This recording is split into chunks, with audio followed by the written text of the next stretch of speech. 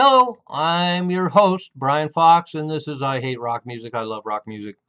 And since I'm kind of on a roll, I did a video on Arzical, I did a video on Cro-Magnon, and so I'm kind of on a roll doing really fucked up records that have a lot of bizarreness to them that are pretty unconventional in a lot of ways. But out of the records, those three records, probably the most conventional one that I'm going to talk about is the band The Far Cry.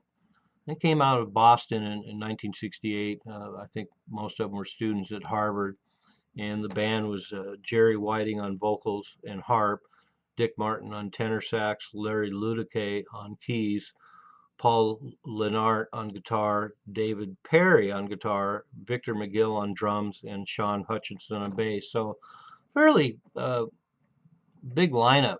And so when you see that lineup, you're like, well, this could be anything. You might be expecting some jazz, you might be expecting some rock with horns, um, and you would be right in both those cases. They're quite a mishmash and kind of psychedelic jazz rock. Um, I think is probably be the best description of them. But Jerry Whiting, the vocals are totally unhinged, and that's one of the things that makes this record all the more outrageous and really sucks me in. I never found this record in cutouts. I might have passed it over. I didn't hear it for years. I finally got to hear it about 10 or 15 years ago, and I was really surprised that I hadn't run across it before. But in some ways, I'm not surprised. It's on the Vanguard Apostolic records, and Vanguard records. Um, some Vanguard records, like the Frost albums, are all over the place, and they were all in cutouts. So I picked up on the Frost records, but like I say, they sold fairly well. But then you have a Boston band like Listening that's impossible to get. The Third Power Believe album, that Detroit power trio, came out on Vanguard, and that's always been really hard to get. So I think other than Frost and some other musical genres that were on Vanguard, like jazz, a lot of these rock albums they put out were fairly small pressings to the point where a lot of times they didn't even show up in cutouts. But as I mentioned, the Far Cry were out of Boston, 1968. They spent 10 days recording the album in New York City at the Apostolic Studio, and then the album came out in 1968. And there's some debate whether it came out in 1968, 69, or 70. I kind of think it sounds like 1968, but 1970 would work too. But it's got quite a heady brew. It's psychedelic in parts, it's jazzy in parts, it's just rock in parts, it's blues in parts. There's a lot of improv and a lot of things that are experimental. And they had a pretty decent profile. I guess they were pretty respected. They had regular shows in Boston. They were the house band at a New York club called the Alley, and sometimes they would play three songs over an hour. And when you hear the record, you can see that because there's a couple longer things on the record, and not a whole lot of songs. Some respects. Let's see how many songs there is on it. Seven. Shapes. And once again, these song titles are great. Shapes, Midnight Juice, Dream, Hellhound, Earthlight, Sweet Little Angel, and Listen to the Walls. And as I mentioned earlier, that singer is just so unhinged. Um, Not really beef heartish, but it's reminiscent of something that Beefheart might have done.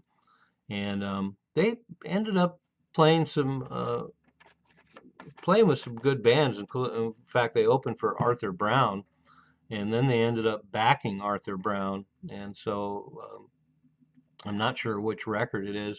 If anybody knows, please post it in the comments. I could have done a little more research and found out which album they backed him up on, but it seems like a good match. Like I mentioned, they're pretty over the top, and they backed Arthur Brown. And they played a showcase gig at Fillmore East in 1969. They played the Hilltop Festival in 1969 with Velvet Underground and Country Funk. And of course, everybody knows about the Velvet Underground, and the Far Cry would have been a nice addition to that show. And then country funk. I'll be doing a separate video on them. They were a really cool country rock band on Polydor. And so you get some shorter numbers on this album, and there's a couple of longer songs where there's one of the things that's cool about the jazz element in the Far Cry is it tends towards the free jazz, and I love free jazz, and so that that approach to jazz on this record really takes it up a notch and it really makes it special and weird. And I really like that. If it had been a straight horn section like a band like Chicago, I would have a little more difficulty with it. But that sax player in Far Cry, Dick Martin, is pretty great. And as I mentioned, the free jazz they play is pretty convincing with a good sax player. But the whole band is really good, and you'd have to be to pull off this material. So I give my hats off to the rhythm section, the guitar players. So there's a lot of guitar mayhem on this record, mixing in with everything else in this heady brew. And then the keyboards are just mixed in with everything else, so they don't really sound like a keyboard dominated band. It just adds to the kaleidoscopic aspects of this record. And then the singer throws in a little harp on top of that, which of course is mostly in some of the more bluesy numbers. But as always, I'll put the link below, and kind of like the Cro-Magnon and Arsicle, which I did videos on today, the Far Cry won't be for everybody. But if everything I just said sounds intriguing to you, the link is below.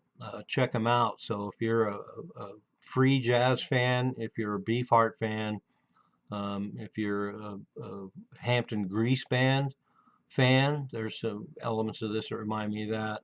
And if you like a bizarre mix of blues, rock, jazz, psych, improv, and experimental, I mean, who wouldn't like that? Check out the link and tell me what you think. And anybody got any anecdotes about them? I'd love to hear them, because there's not a whole lot of information on this band, but the record is a real humdinger and hard to find. But it's out there. It's out there, so you can buy it, and it's out there to listen to. I'm Brian Fox. Thanks for watching I Hate Rock Music.